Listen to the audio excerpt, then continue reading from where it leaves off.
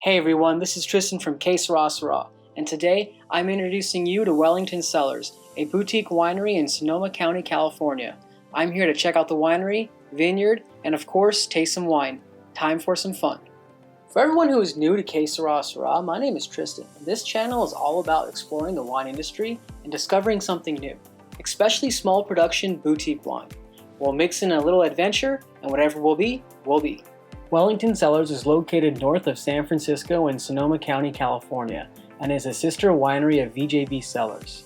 Both boutique wineries are owned by the Belmonte family, and between the two, I found Wellington Cellars to be a bit boutiquier.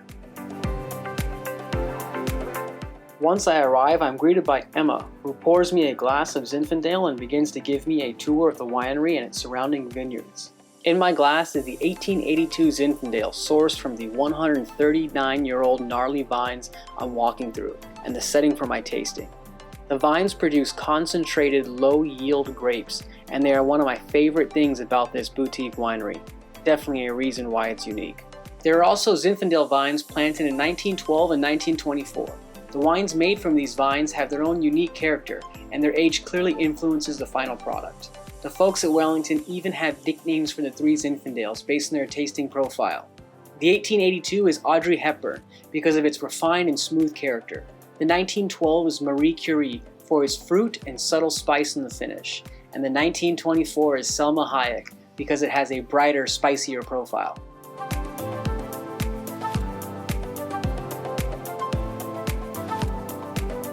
The Belmonte family purchased the winery from its namesake, Peter Wellington, the former owner. Afterwards, they decreased production to further focus on the wine's quality and now use the facilities to make wines for both VJB and Wellington Cellars.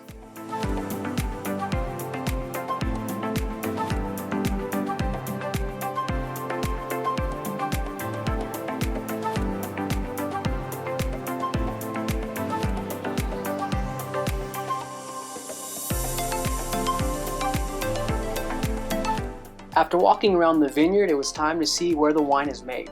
A new production facility has been built to support the VJB and Wellington Cellars winemaking operation. The winery produces 4,500 cases a year, and all of their wines are made from grapes grown on the winery's grounds, except for their Sauvignon Blanc and Pinot Noir, which are locally sourced.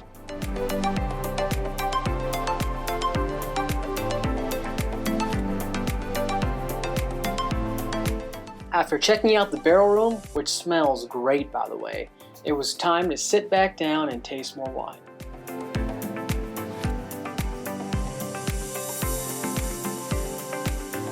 With the 1882 Zinfandel vines in front of me, Emma continues to bust out the bottles and sits down with me to break down each wine.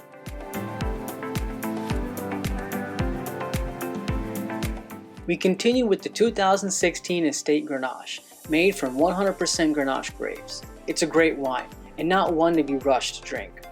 Wellington's Grenache is a sipper, and no need to pair with food. Emma summed it up best by saying it is intense with flavor.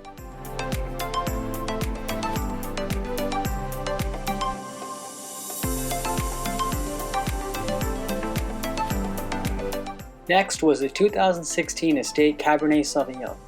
I found the wine to be beautifully complex with dark fruit, dried herbs, and vanilla. Personally, I would pair this with a red meat dish, if I'm gonna drink it now. But with time, I believe it will be wonderful on its own. Afterwards, the 2016 Estate Cabernet Franc. The 2016 is their first vintage of a 100% Cabernet Franc wine, and it was a pleasure to drink. I found that the wine was wonderful on its own, but I could easily pair it with a chicken or pork dish.